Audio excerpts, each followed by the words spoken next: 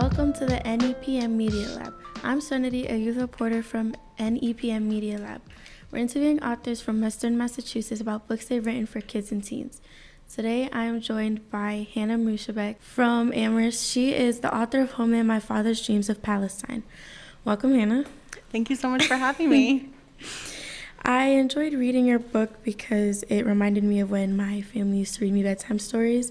The story was heartwarming, and I wanted to know if Homeland is inspired by a true story. Yes, it is absolutely a true story about me and my sisters. And when I was a kid, my dad worked a lot. And so the time that we got to see him was like right before we went to bed. He would get home from work and he couldn't sing, he couldn't do any of the things that my mom would do. So he would tell us stories. And my father immigrated here from Lebanon in the 1970s. But before that, my family was exiled from Palestine in 1947. So he's had a long journey with lots of stories along the way. And he really wanted to make sure that we really felt a connection to our homeland that we were exiled from. So storytelling was sort of his way of giving us a look at the place where we're from, where we still can't return to this day. Reading your bio, I learned that you grew up with a family that loves books. Did you always know you wanted to be an author? You know, my parents moved here in the 1970s when they fled the civil war in Lebanon. And when they got to this country, they were appalled by the lack of representation of Arab Americans, particularly in the book industry. You know, the only representation you saw was on violent headlines in the news when the Gulf War was going on. So my parents set about starting a publishing company so that they could publish more books by Arabs about Arabs. So after that, my uncle started a bookstore and my aunt started a bookstore, and almost every member of my family works in the publishing industry, in the bookmaking industry.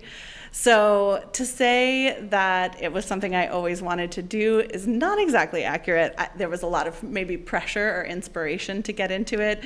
When we were kids, we would make jokes that we were going to rebel and become doctors, which of course never ended up happening. And to this day, we all are in the book industry. Given that there's conflict in the Middle East, did you consider writing about that?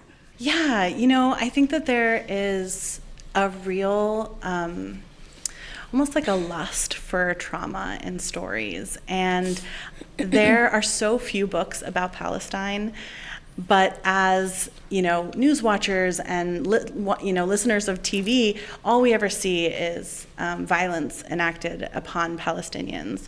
So I really wanted a book that actually celebrated Palestine, that celebrated my culture and all the beauty that it brings to the world, which is why in my book, I don't talk about the conflict. I don't talk about the trauma that my family went through.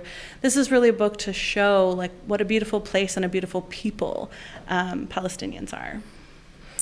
I never visited my homeland, Puerto Rico and Dominican Republic. Have you had a chance to visit Palestine? Unfortunately, even if you're an American citizen, if you're of Palestinian descent, you can often be denied entry to our homeland. And that's one of the injustices that Palestinian Americans face. But I hope that that will change in the future. Is there a specific place from one of your dad's stories that you would like to visit? Oh, so many places. I mean, mostly the food places because I love to eat, and the food is really incredible. But I would love to see my family's home. You know, it is a place that still exists, so we could walk down the street and we could see the house that my family left all those years ago. Unfortunately, it's occupied by others, but I would really like to see it. In my culture, we make tostones, which are fried plantains. Is there a specific dish from your homeland you would like to try, or is your favorite? Oh my gosh. Well, we still make all the foods from our homeland, which is like one of the ways in which I love to share my culture.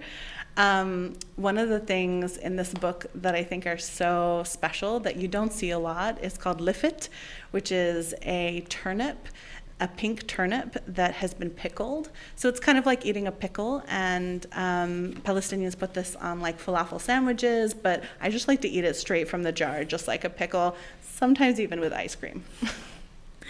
My family speaks Spanish, but I haven't learned. Are you fluent in Arabic? That's a really good question, and I am not fluent in Arabic. I understand a lot, and I can say like the phrases to get me by. But I think particularly, people from colonized countries, the loss of languages is one of those tragedies that we experience. Not being able to experience our language surrounded by people who speak it, I think is one of the great tragedies of displacement. Is there one family story you often share with others that's not mentioned in the book?